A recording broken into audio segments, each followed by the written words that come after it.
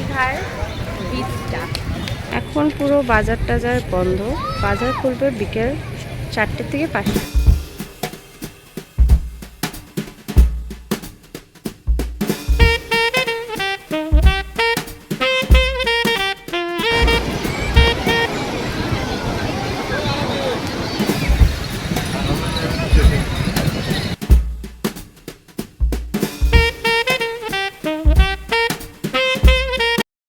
এখানে আমরা সমুদ্রে ভিজে টিজে এখন খেতে বসে গেছি লাঞ্চ। তো যেটাই বললাম, আমাদের লজিংয়ের সাথে ফুডিং ইনক্লুড ছিল, তো গরম গরম পাঁঠার মাংস দিয়ে বসে পড়েছি একদম খেতে।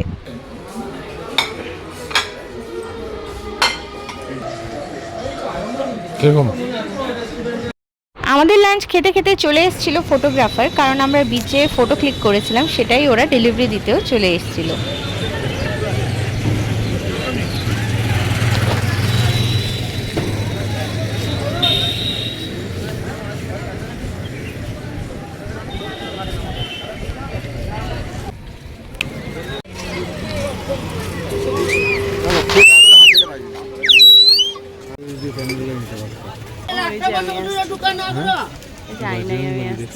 দেখো তোমার খেলনা।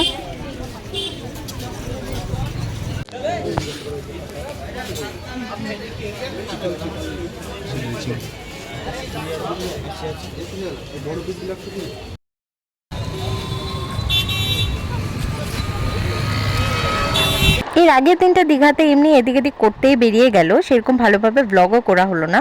আজকে সময় হয়ে গেছে আমাদের ফিরে যাওয়া কোচবিহারে।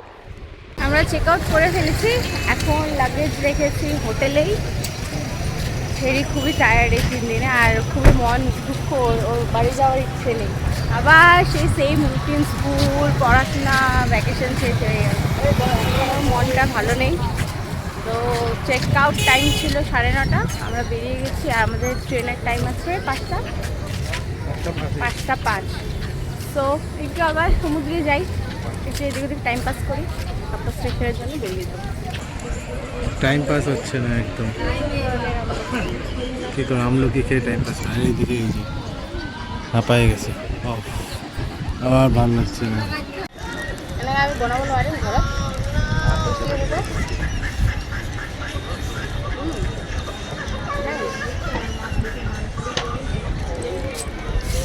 ওখান থেকে আবার এসে বসে পড়েছিলাম হোটেলের ওয়েটিং লজে, আর কিছুক্ষণ ওয়েট করে তারপর লাঞ্চ করে আমরা বেরিয়ে পড়বো।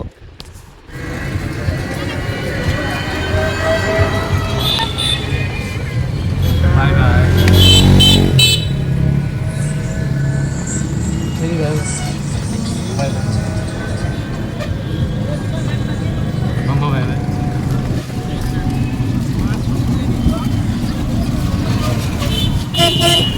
পাহাড়ি এক্সপ্রেসে আমরা যাব, তো ওখানে কোনো প্যান্ট্রি কার নেই, তো সেজন্য আমরা রাত্রে ডিনারটা নিয়ে নিচ্ছি বিরিয়ানি। যাও, মেয়েটাকে ভালো তৈরি করছেন, এটা খুব খুশি হলাম। মামনি, আমার কথা খেয়াল রাখবে, আমাকে ফোন করবে ঘরে পৌঁছালে। নামো, মন দিয়ে পড়াশোনা করবে। হ্যাঁ। দীঘা স্টেশনে এসে এখানে দেখলাম একটা এসি, ওই যে ডাব্বার মধ্যে একটা রেস্টুরেন্টের মতো। তো আমরা ভাবলাম যে ওখানে তো হোটেলে তো আর লাঞ্চ করা হলো না, তো এখানেই আমরা লাঞ্চ করে নিচ্ছিলাম। তুই খাও মা।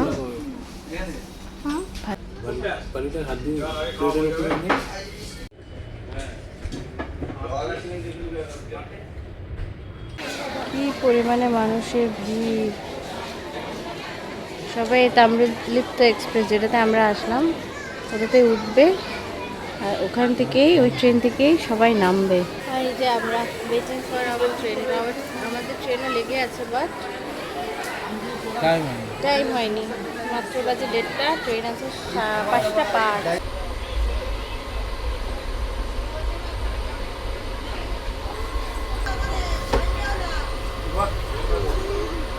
তো ফাইনালি আফটার ভ্যাকেশন আমরা পৌঁছে গেছি আমাদের হোম টাউন কোচবিহারে। তো খুবই ওখানে ওয়েদারটা একটু প্লিজেন্ট ছিল, এখানে একটু আস্তে আস্তে গরম বাড়ছে। তো চলো এখন বাড়ি যাই, বাড়ি গিয়ে একটু ফ্রেশ হয়ে তারপর তোমাদের সাথে দেখা হচ্ছে।